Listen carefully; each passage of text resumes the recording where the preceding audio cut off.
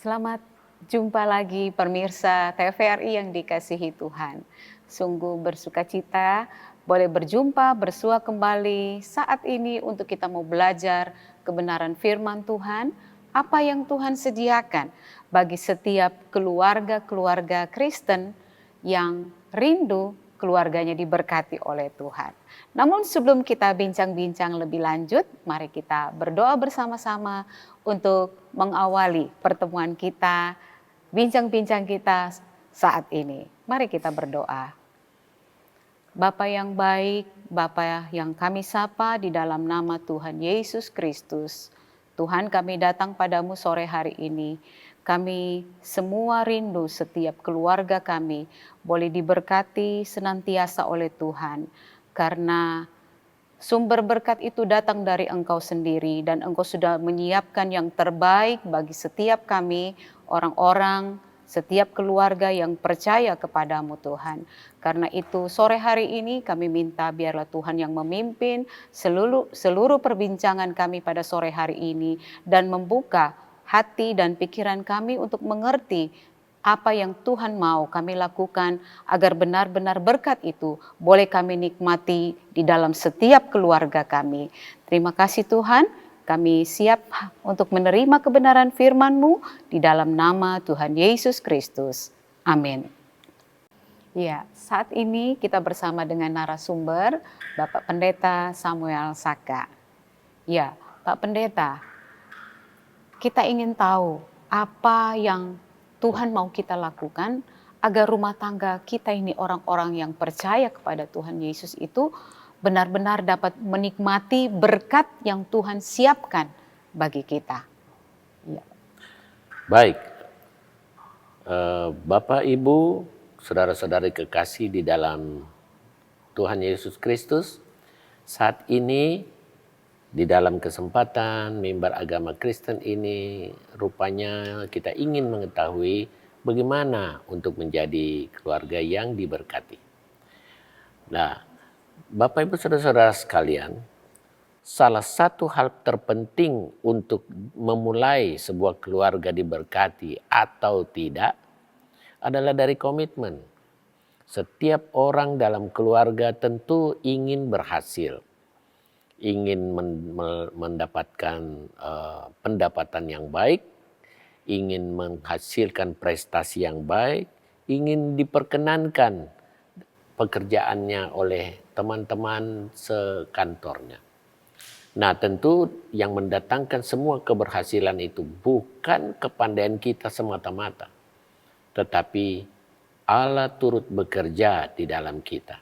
Sebab bila kita tidak menyenangkan Allah, maka tentu saja Allah tidak dapat menolong kita.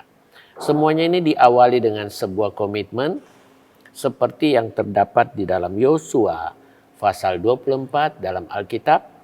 Kita baca ayatnya yang ke-15. Dibilang sebagai berikut, pilihlah pada hari ini kepada siapa kamu akan beribadah. Allah yang kepadanya nenek moyangmu beribadah di seberang sungai Efrat, atau Allah orang Amori yang negerinya kamu diami ini, tetapi aku dan seisi rumahku, kami akan beribadah kepada Tuhan. Bapak Ibu saudara-saudara sekalian, dengan demikian komitmen untuk satu keluarga bersama-sama takut kepada Allah, untuk berhasil, seisi rumah harus bersama-sama memberi komitmen kepada Allah bahwa kami akan beribadah dengan setia. Sebab kalau kita tidak melakukannya dengan setia, datang-datangan kapan-kapan mau, kapan tidak mau, maka jaminan berkat Tuhan juga tidak bisa kita nikmati. Demikian, Ibu Nova. Ya. Lalu ada pertanyaan lagi Pak. Menurut Alkitab itu kesuksesan sebuah keluarga itu seperti apa Pak? Oke, kalau di dalam Alkitab begitu banyak ayat yang bisa kita gali untuk mendapatkan keluarga yang bernilai. Tetapi petunjuk-petunjuknya itu sebenarnya kalau diringkaskan dengan bahasa sehari-hari sebetulnya tidak sulit. Sebetulnya berada pada kegiatan kita sehari-hari. Nah, misalnya begini, kita perlu melakukan check up. Kita sebut dengan family check up. Di dalam keluarga itu ada beberapa pertanyaan yang kita perlu check up. Ya, saya sebut sebagai family check up. Kalau kita ke sebuah lembaga pemeriksa kesehatan, kita ingin periksa apa-apa saja yang ada dalam struktur tubuh kita ini yang mungkin perlu dikontrol. Nah, mari kita melihat bahwa setidaknya ada 2 atau 3 poin family check up. Yang pertama, mari kita bertanya. Saya ingin bertanya kepada saudara dan saudara menjawab mungkin dengan bahasa Anda sendiri di rumah. Did you enjoy your family life? Did you enjoy your family life? Apakah engkau menikmati kehidupan berumah tangga? Ada pepatah berkata begini, kalau engkau ingin merasakan surga, menikahlah. Tetapi juga ada yang mengatakan kalau engkau ingin juga merasakan bagaimana itu neraka, menikahlah. Jadi menikah atau berkeluarga adalah sebuah jalan mau merasakan surga atau merasakan neraka. Berarti hubungan antar suami dan istri atau orang dan anak, orang tua dan anak, itu perlu dicek up. Jangan-jangan kita sudah berjalan sekian tahun, kita merasa semua baik-baik saja, padahal komunikasinya akan rusak. Jadi pertanyaannya adalah, did you enjoy? Apakah Anda menikmati? Kalau istri ditanya demikian, mungkin bagi beberapa orang istri dia akan mencibir. Bila bilang, kalau tahu aku tidak kawin dengan dia. Suami pun demikian, bisa berkata seperti itu. Tetapi ketika kita memperhatikan komunikasi ini setiap waktu, sehingga kita tidak saling menyakiti, maka kita akan dapat menjawab, yes, we enjoy our family life. Ya, kami menikmati. Karena kesusahan dan kesenangan itu jalan bersama. Tetapi kalau kita hanya mementingkan egoisme pribadi, maka kenikmatan berkeluarga itu tidak lagi dapat kita rasakan. Begitu Ibu Nova ya. Itu yang pertama, did you enjoy your family life? Yang kedua, did you enjoy, do your communication running well? Apakah komunikasimu lancar, berjalan dengan lancar di rumah, baik-baik, atau mungkin ada perkataan-perkataan kasar yang barangkali keluar dari mulut kita tanpa sengaja. Artinya mungkin saja kita tidak bersikap kasar, tidak bermaksud, tetapi kata-kata yang tidak disusun dengan baik akan membuat setiap anggota dalam keluarga saling menyakiti. Maka kita berceritalah di luar kemudian, aduh saya tidak pernah mendapatkan kata-kata yang baik dari istri saya. Istri dapat mengatakan, waduh suami saya kalau bicara itu kasar sekali, seperti bicara kayak kepada pembantu. Nah, komunikasi ini harus diperhatikan. Komunikasi ini akan membawa setiap pasangan suami istri atau orang tua dan anak bersama-sama menikmati berkat Tuhan. Kenapa bisa terjadi tidak menikmati berkat Tuhan? Karena kehidupan itu bagaikan bejana yang utuh. Apabila bejana atau mangkuk itu katakanlah retak, sebuah gelas yang retak tidak dapat diisi air sampai penuh. Sebab airnya akan tumpah terus, berkat itu tidak dapat tertampung. Kenapa? Karena retak. Hubungan-hubungan yang retak dalam keluarga tidak akan dapat menampung berkat Allah. Maka Allah selalu mengutamakan baik-baiklah hidup bersama keluarga.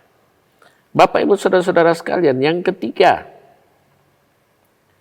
untuk mendapatkan kunci berkat Tuhan, hal yang ketiga harus kita cek ya, adalah did you feel each other like building or tear down?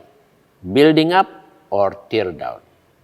Apakah kamu saling membangun atau saling meruntuhkan? Ya.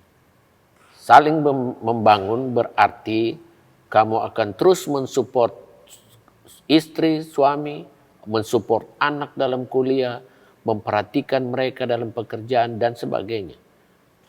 Nah, kita melihat bahwa ini sebuah hal yang penting. Maka itu disebut kita saling membangun. Alkitab memperhatikan sampai hal seperti ini. Bahwa jika kita saling meruntuhkan, maka apa gunanya kita membangun? Apa gunanya kita berkeluarga? Kalau di dalamnya kita saling meruntuhkan, saling mengganggu, saling mencela. Apa ini masakanmu nggak enak? Tidak ada enaknya, mari kita makan di luar. Atau istri juga akan mengomel kepada suaminya. Bagaimana mau makan di luar? Uang kamu habiskan sendiri. Kamu tidak menyediakan yang lebih untuk rumah keluarga. Nah, banyak hal seperti itu akan menjadi hal-hal yang saling membangun dan meruntuhkan. Ini 3 hal yang perlu kita check up. Iya. Saya kira itu. Lalu Pak Pendeta, kita melihat kenyataan bahwa ada banyak rumah-rumah tangga yang mengalami krisis. Ada banyak juga rumah-rumah tangga yang mengalami keretakan seperti tadi Pak Pendeta katakan. Nah, bagi keluarga, bagi rumah tangga yang mengalami krisis, mengalami keretakan, apakah berkat itu masih bisa diterima ataukah mungkin ketika mereka melakukan sesuatu, mereka boleh mengalami kasih karunia dari Tuhan dan mereka boleh dipulihkan keluarganya. Apa yang harus dilakukan jika ada di antara pemirsa TVRI yang mengalami krisis dalam keluarga, mengalami hubungan-hubungan yang retak, baik hubungan suami istri maupun hubungan antara orang tua dan anak. Apa yang harus dilakukan, Pak Pendeta? Baik, ada pertimbangan manusia bahwa keluarga yang bahagia itu punya setidaknya 2 hal, yaitu jaringan keluarga yang besar misalnya begitu. Maka dia akan berpikir, saya tidak akan jatuh karena kalau kami kekurangan, kami terjepit, aman, ada keluarga yang bisa kita mintain bantuan. Iya, kalau keluarga-keluarga itu terus-terus dapat dimintai bantuan. Suatu saat mereka pun juga mengalami krisis, kita tidak dapat meminta bantuan dari mereka. Maka jaringan keluarga hanyalah sebuah perlengkapan saja. Tetapi hal yang paling penting adalah kita secara internal. Nah, tentu saja agar supaya semuanya aman, unsur internal ini yang harus dibangun. Kalau hubungan-hubungan yang krisis itu dapat diperbaiki dengan komitmen. Keduanya sama-sama mau tunduk. Keduanya sama-sama berkomitmen untuk memperbaiki. Tapi kalau krisisnya itu hanya bersifat ekonomikal, hanya tentang mungkin pendapatan kita yang kecil, itu semua tidak perlu dipersusahkan. Sebab begitu banyak orang-orang di seputar kita yang pendapatannya lebih kecil dari kita. Mereka tetap bisa Tuhan pelihara untuk hidup. Jadi bukan saja benar-benar tergantung pada uang. Bapak Ibu Saudara-saudara sekalian, kalau cuma merupakan uang atau kekayaan, orang merasa itulah kunci kebahagiaan. Waduh, biar hidup baik-baik, kalau tidak ada uang gimana Pak? Bukan begitu. Karena Allah tidak berhenti-hentinya menolong setiap orang yang selalu berseru kepadanya. dalam keadaan kesulitan ekonomi, Tuhan pun dapat memelihara kita dengan cara-cara yang ajaib. Sebaliknya, orang seperti Steve Jobs yang begitu kaya dengan penghasilannya yang miliaran dolar, apalagi disertai dengan kecerdasan, smart, bagaimana dia memanage dan bagaimana dia menciptakan, mengkreasikan sistem komputer pada Apple Group, Apple Products, sehingga begitu maju dan dibutuhkan manusia, maka pendapatan mengalir. Tetapi setelah dia sakit, Steve Jobs berkata, apa yang kita cari di dalam dunia ini, yang kita kumpulkan, tetap tidak akan dapat menahan kita untuk tidak mati. Bapak, Ibu, Saudara-saudara sekalian, dengan demikian bahwa semua kekayaan kita bukan menjamin tetap kita akan mati. Maka ketika kita menyadari bahwa kita akan mati, kita akan tinggalkan dunia ini, maka dari sekarang kita bukan cuma mengumpulkan pendapatan dengan baik, tetapi kita meninggalkan hubungan-hubungan. Kita membangun hubungan dengan istri, suami, anak-anak, kaum keluarga, kerabat. Semuanya kita bangun hubungan yang baik. Sehingga kita dapat menikmati semuanya, bukan cuma mengumpulkan uang. Lalu bagaimana dengan jaringan keluarga yang tadi saya katakan? Oh, ada om saya pejabat ini, oh keluarga saya gubernur, oh bapak presiden itu adalah om saya. Semua jabatan-jabatan orang lain itu atau begitu besarnya jaringan keluarga kita juga bukan merupakan kunci kebahagiaan. Yang merupakan kunci kebahagiaan adalah membangun hubungan dengan Tuhan, membangun hubungan dengan sesama, maka kebahagiaan itu dapat kita miliki. Kalau cuma jumlah keluarga, Bapak, Ibu, Saudara-saudara sekalian, ada seseorang yang berada di India, itu punya total istri 34 orang dengan total anak 79.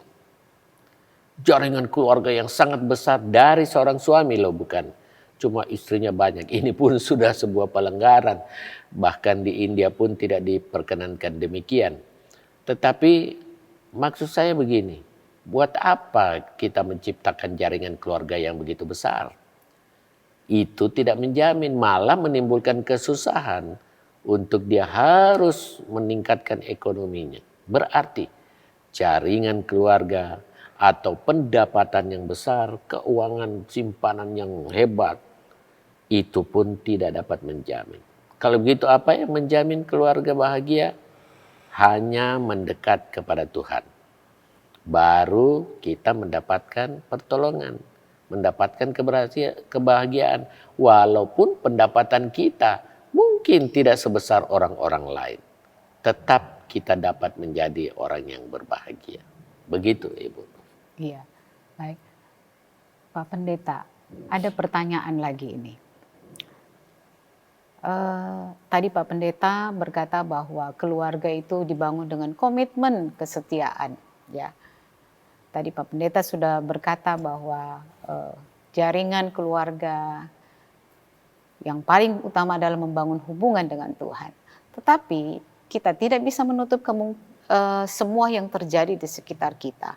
Ada banyak keluarga-keluarga yang baik suami ataupun istri yang melanggar komitmen tentang kesetiaan, ya, tentang kesetiaan.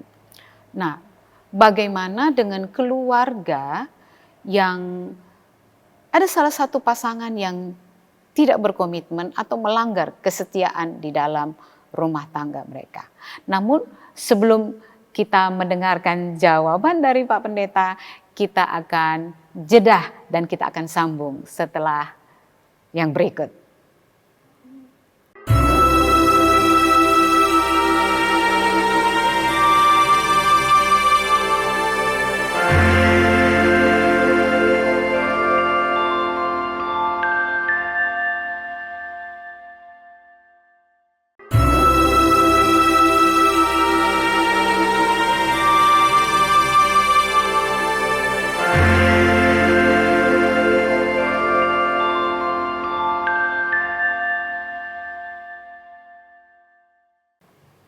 Ya, jumpa lagi pemirsa TVRI yang dikasihi Tuhan.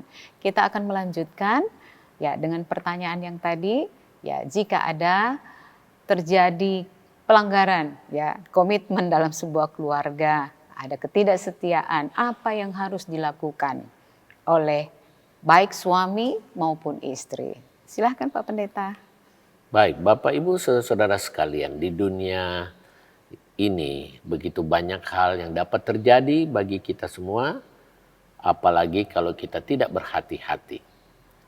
Bapak Ibu saudara-saudara sekalian, ketika seorang pria misalnya, dia berpotensi meninggalkan kesetiaannya terhadap istri, lalu dia melakukan sebuah komunikasi yang intensif dan membangun hubungan yang lebih dekat dengan orang lain selain istrinya.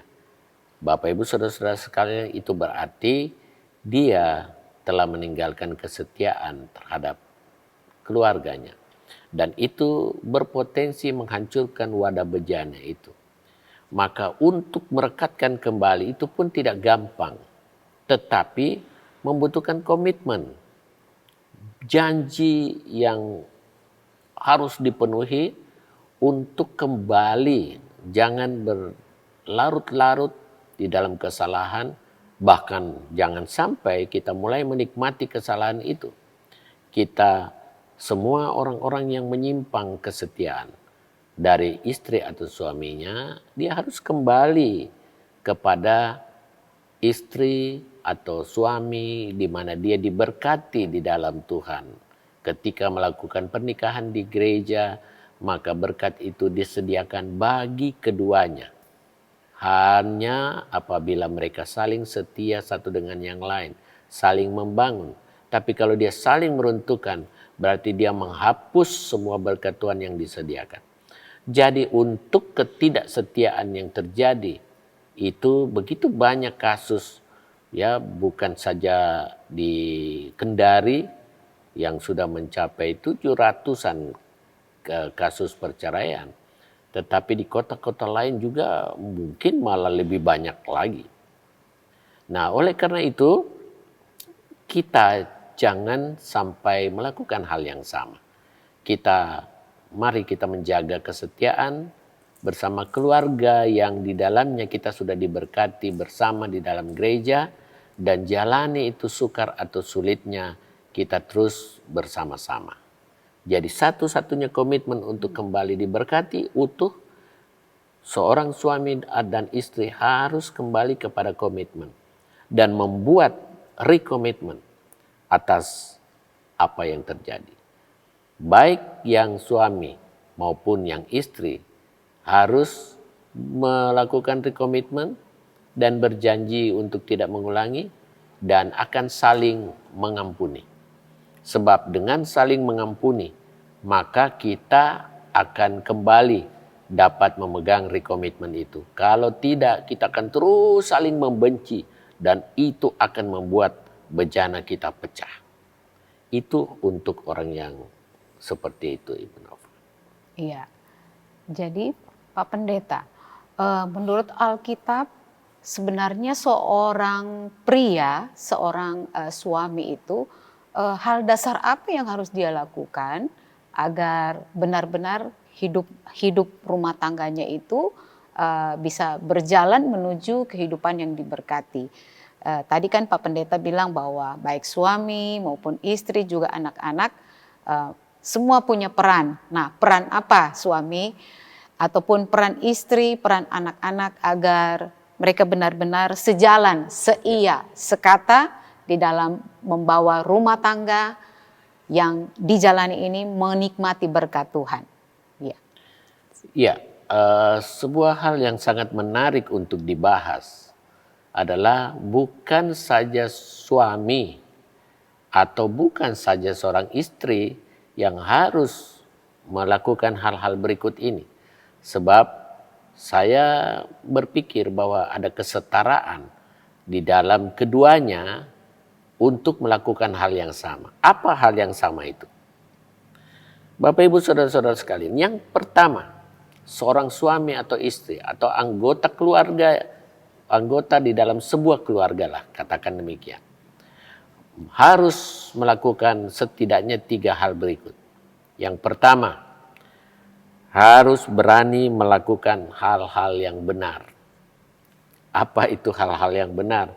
Hal-hal yang jujur, hal-hal yang harus dilakukan dengan baik, itu disebut benar. Sebab kalau kita melakukan hal yang tidak baik, maka tidak mungkin pula kita jujur kepada pasangan kita.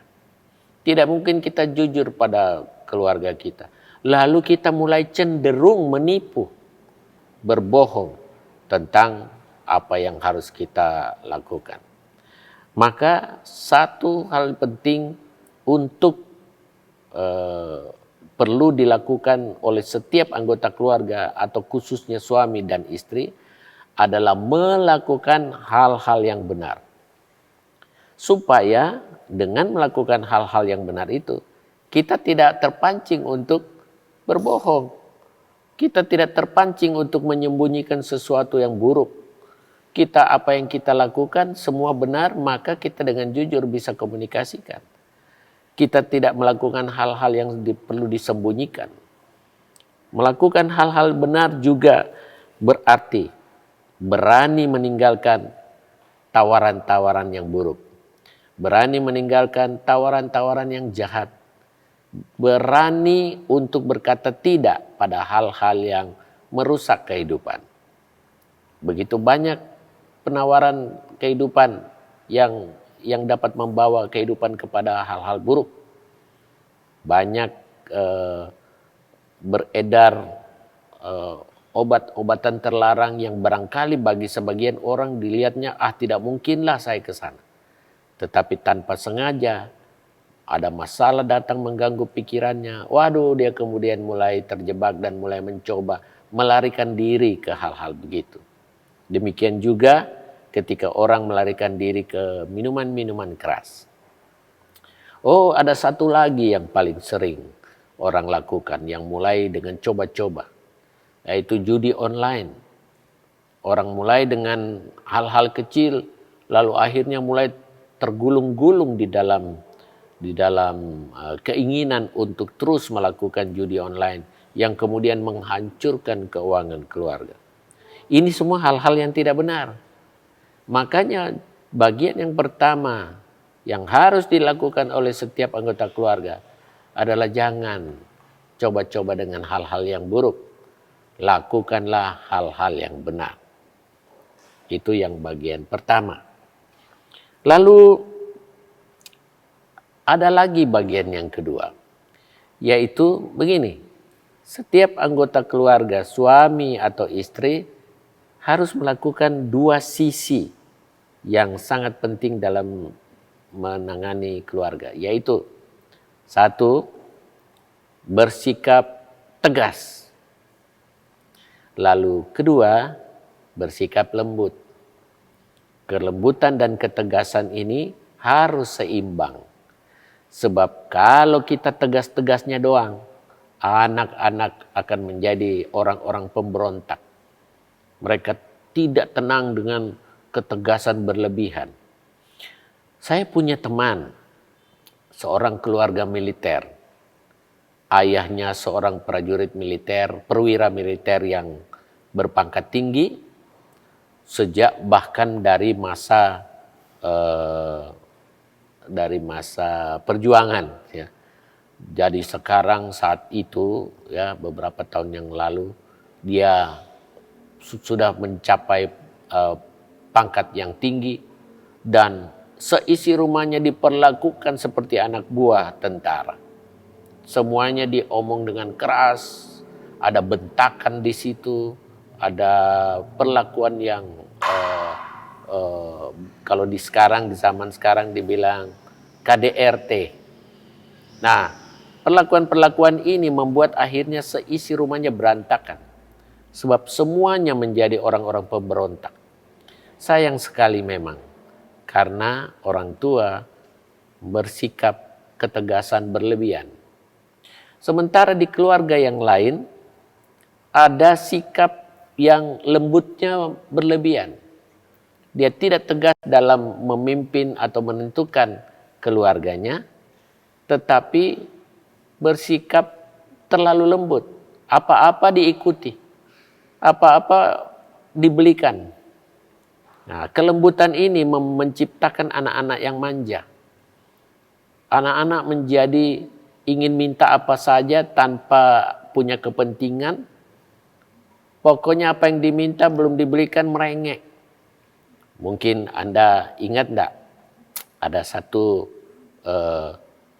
berita di televisi kita bahwa ada seorang anak remaja yang minta dibelikan motor, lalu ibunya belum sanggup untuk membelikannya karena motor itu bukan murah, bahkan yang bekas pun tetap mahal.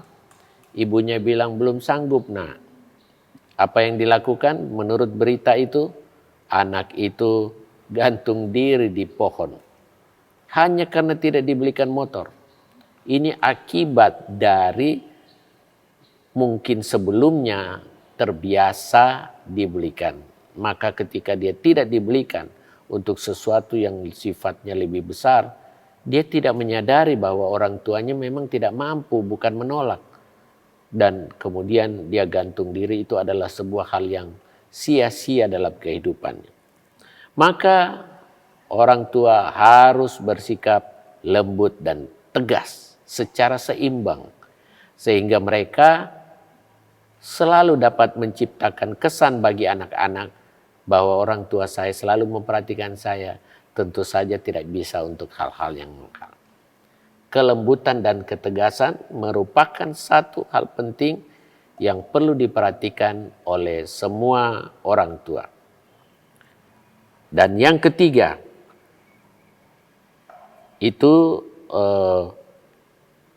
seorang orang tua harus menjadi teladan.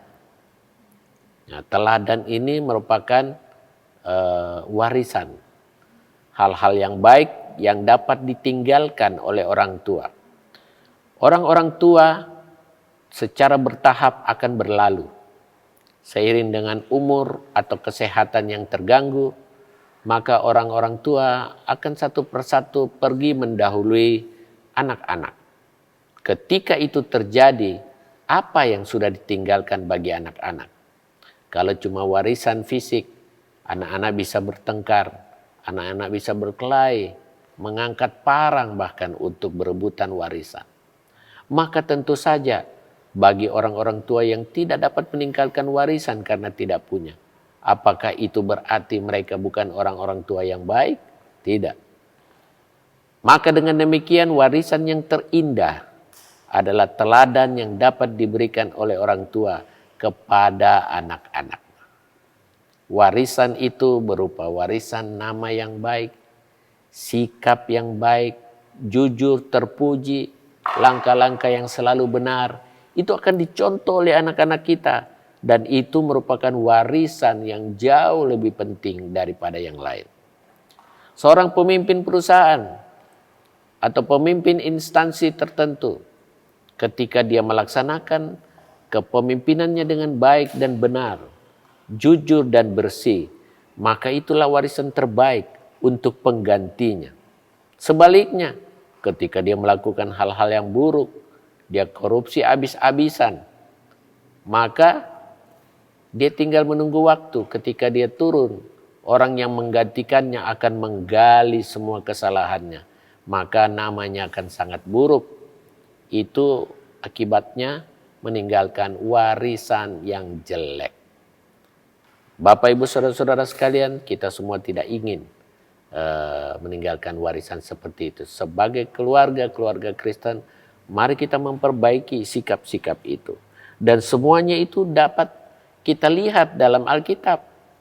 Bukan sekedar sebuah kisah motivasi, pengalaman-pengalaman orang lain yang kita jadikan sebagai kunci, tetapi ada ayat Alkitab yang mendukung demikian.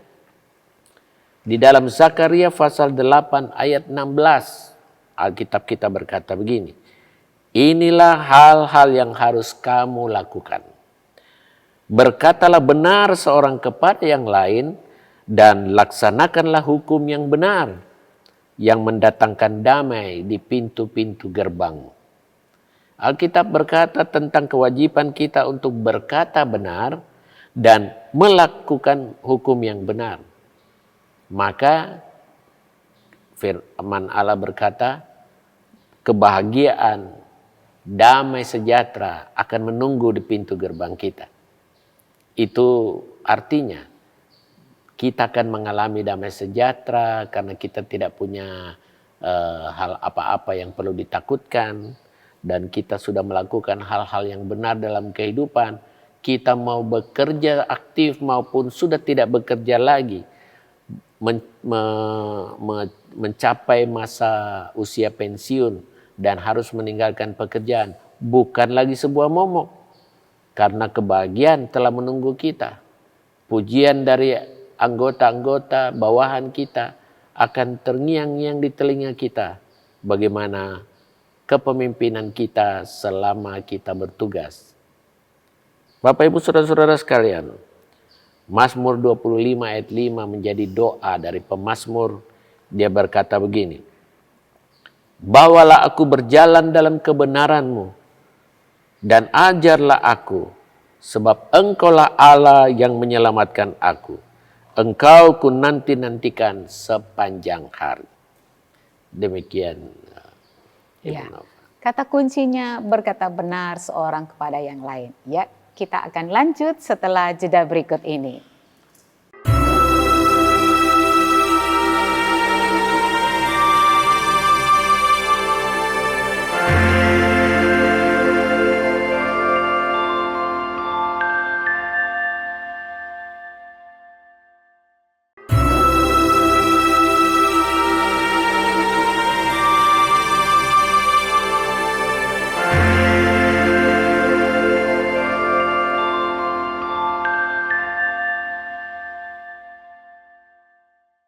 Tidak terasa kita sudah sampai di penghujung acara kita.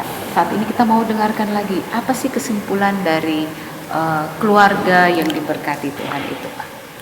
Baik, Bapak Ibu Saudara-saudara sekalian, kita sudah sedikit banyak telah melihat apa kunci untuk diberkati. Sekali lagi kesimpulannya adalah, pertama, setiap anggota dalam keluarga harus saling membangun. Tidak boleh saling meruntuhkan. Setiap kesalahan harus dipahami sebagai ketidaksengajaan dan harus bisa diampuni. Jangan membenci berlebihan sehingga rasa-rasanya seperti tidak dapat diperbaiki. Setiap istri atau suami dapat melakukan perbaikan dengan melakukan recommitment. Saling check up dan memeriksa hubungan keluarga, agar supaya setiap keluarga dapat berjalan normal. Jangan cuma di awalnya bagus, di tengahnya ada masalah, masalah pasti datang. Tidak ada keluarga tanpa masalah. Tetapi ketika masalah datang, suami dan istri atau pasangan ini harus bersatu untuk memecahkan masalah. Bukan masalah yang harus memecahkan suami dan istri. Tetapi gabungan dari kekuatan pikiran kebersamaan dua orang suami dan istri itu maju menghadapi masalah. Jadi masalahnya pecah. Bukan suami istri yang pecah. Bapak Ibu Saudara-saudara sekalian. Kesimpulan langkah-langkah yaitu untuk menjadi keluarga yang benar. Maka keduanya harus berani melakukan hal-hal benar. Jangan terjebak, dan kalaupun pernah terjebak hampir terjadi kesalahan yang terus-menerus berkesinambungan dalam hidup, harus segera diputuskan dan harus kembali bersama-sama berdoa bersama istri, berdoa bersama anak-anak atau suami. Semuanya harus datang kembali kepada Allah pencipta keluarga. Karena Allah yang mempertemukan, maka setiap orang yang berdoa kepada Allah akan dipersatukan kembali. Lakukan hal-hal benar. Jangan hal-hal yang buruk. Kemudian kedua, ada kelembutan dan ketegasan yang berimbang. Sehingga kita tidak kehilangan anak-anak kita.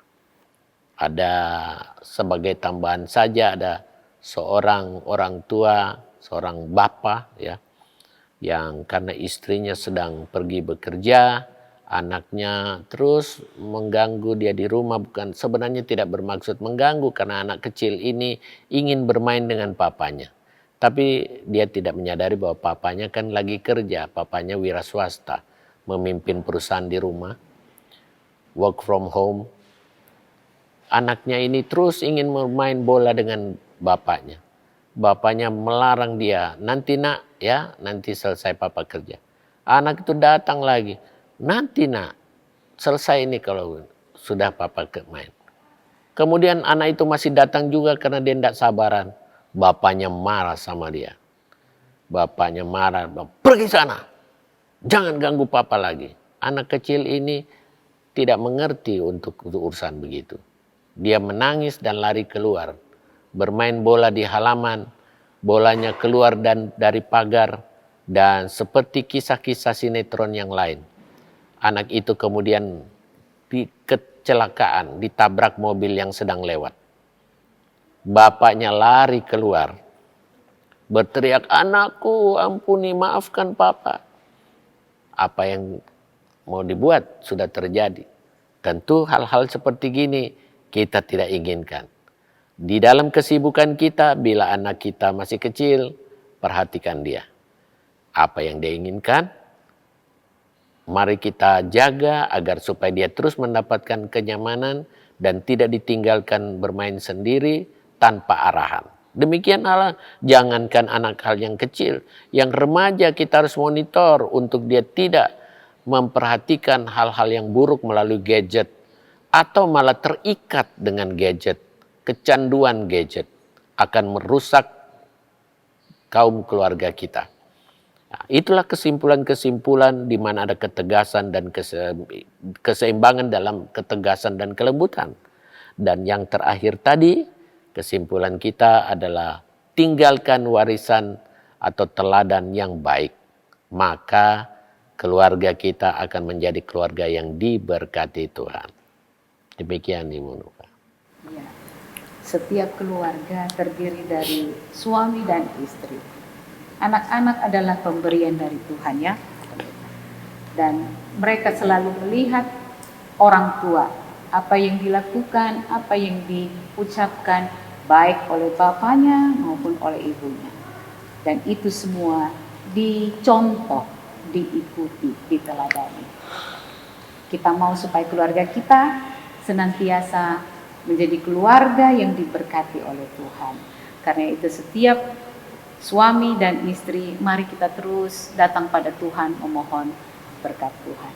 Supaya keluarga kita benar-benar menjadi keluarga yang diberkati. Dan apa yang kita wariskan lewat kehidupan kita, ketika kita lakukan firman Tuhan seperti tadi yang Pak Pendeta sudah jelaskan, biarlah itu semua kita lakukan dan kita akan melihat hasil bagaimana anak-anak kita juga, mereka ketika mereka besar menjadi dewasa, mereka juga akan membangun satu keluarga yang juga sama-sama akan diberkati oleh Tuhan.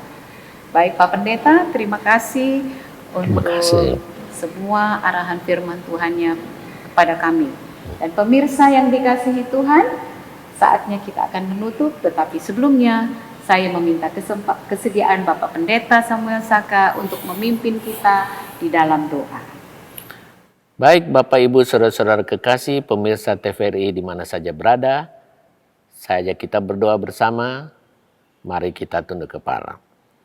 Bapa di surga, kami percaya bahwa setiap kami yang mendengarkan, semua pemirsa TVRI dimanapun berada yang mendengarkan, biarlah Tuhan memberkati setiap keluarga mereka, biarlah Tuhan mengingatkan apa yang telah kami pelajari untuk kami bawa, meskipun dengan susah payah, begitu banyak tantangan dan dalam rumah tangga, tetapi kiranya Tuhan beri kekuatan untuk semua pasangan suami istri dan anak-anak untuk kuat dan bersama-sama menghadapi setiap masalah.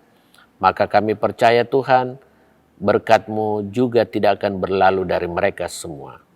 Memberkati setiap usaha dan pekerjaan, pendidikan, semua pemirsa TVRI yang telah mendengarkan pesan mimbar ini, maka biarlah Tuhan semuanya dapat memuliakan nama Tuhan. Terpujilah nama Tuhan. Kami akhiri renungan ini di dalam nama Tuhan Yesus Kristus. Amin. Ya. Sampai jumpa lagi para pemirsa yang dikasihi Tuhan, dan Tuhan Yesus memberkati kita semua.